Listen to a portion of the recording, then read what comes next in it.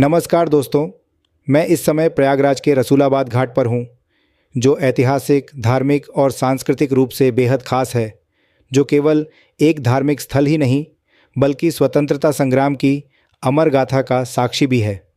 यह घाट प्रयागराज के 5 प्रमुख घाटों में से एक है और ऐतिहासिक दृष्टि से भी इसका बहुत महत्व है। हाल ही में इस घाट का नाम बदलकर शहीद चंद्रशेखर आज़ाद घाट रखा गया है, जो भारत के वीर स्वतंत्रता सेनानी चंद्रशेखर आज़ाद जी को समर्पित 27 फरवरी 1931 को चंद्रशेखर आज़ाद ने अल्फ्रेड पार्क, अब आज़ाद पार्क में अंग्रेज़ों से लड़ते लड़ते अपनी अंतिम गोली खुद को मार ली। अंग्रेज़ इतने भयभीत थे कि उनकी मृत्यु की पुष्टि के लिए शव पर गोली चलाई गई। बाद में गुप्त रूप से उनका अंतिम संस्कार इसी रसूलाबाद घाट पर किया गया ताकि कोई विद्रोह न हो। आज भी यह घाट उनकी वीरता की गवाही देता है। रसूलाबाद घाट पर ही अमर शहीद क्रांतिकारी चंद्रशेखर आज़ाद की अंत्येष्टि स्थल है। यहाँ आने वाले लोग अक्सर इस जगह की ऐतिहासिकता को जानकर दंग रह जाते हैं। इसके अलावा इसी घाट पर ही हिंदी साहित्य की जानी मानी लेखिका व कवित्री महादेवी वर्मा का प्राचीन घर भी स्थित है। इसके साक्ष्य आज भी मौजूद हैं। इस घाट का धार्मिक और ऐतिहासिक महत्व तो है ही, लेकिन एक और अनोखी कहानी इससे जुड़ी है, महाराजिन बुआ की कहानी। महाराजिन बुआ, जिनका असली नाम गुलाब महाराजिन था, प्रयागराज के चकिया तहसील की रहने वाली थीं। उनके पिता लक्ष्मी नारायण मिश्र पुरोहित थे और 7 भाई बहनों में वे सबसे बड़ी थीं। मात्र 7 साल की उम्र में शादी और 10 साल की उम्र में गौना होने के बाद उन्होंने एक अनोखा रास्ता चुना। महाराजिन बुआ, इसी घाट पर महाराजिन बुआ रहती थीं, जो 10 साल की उम्र से अकेले शवों का दाह संस्कार करती थीं। उन्होंने अपने जीवन काल में करीब 14 लाख शवों का अंतिम संस्कार किया। उनकी संघर्ष भरी कहानी पर एक फिल्म भी बनी है। बुआ ने करीब 80 साल तक रसूलाबाद घाट पर अकेले शवों का दाह संस्कार किया। वे खुद ही चिता सजातीं, अंतिम संस्कार के कर्मकांड संपन्न करतीं और चिता को अग्नि देतीं। समाज की रूढ़ियों को तोड़ते हुए उन्होंने यह सेवा पूरी निष्ठा से निभाई। 2002 में 91 साल की उम्र में महाराजिन बुआ का निधन हो गया, लेकिन उनकी कहानी आज भी इस घाट की पहचान बनी हुई है। ये घाट सिर्फ एक धार्मिक स्थल नहीं, बल्कि ऐसे महान व्यक्तित्वों की यादें भी समेटे हुए हैं। यह घाट प्रसिद्ध गायिका जानकीबाई इलाहाबादी उर्फ छप्पन छुरी का साधना स्थल था। वे यहीं बैठकर गाया करती थीं। बताया जाता है कि उनके शरीर पर 56 घाव थे, इसलिए उन्हें यह नाम मिला। सूर्यकांत त्रिपाठी निराला भी उनका गीत सुनने आते थे।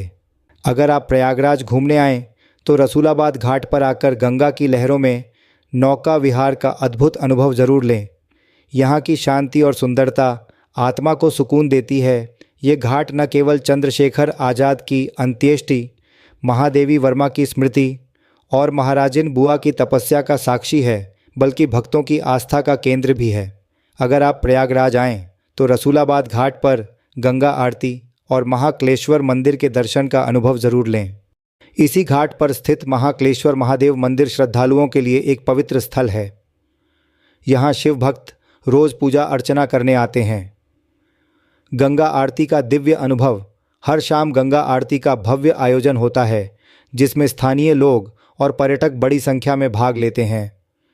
मंत्रों की गूंज, दीपों की जगमगाहट और गंगा की लहरें इस दृश्य को और भी दिव्य बना देती हैं।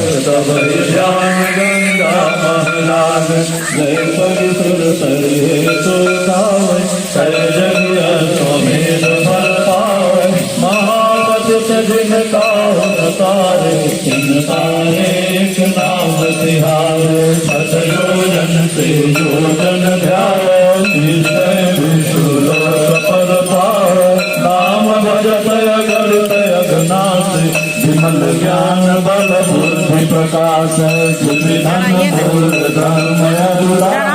धर्म मूल गंगा जल पाना गुण गुण परत दुख बाधक गृह गृह संपद सुमति विराजत जंगल सहित नित ध्यान दुर्जन हो जन पद पाओ विद्या बल पाओ रोगी रोग मुक्त हो जाओ गंगा गंगा जो नर रंजन मम हृदय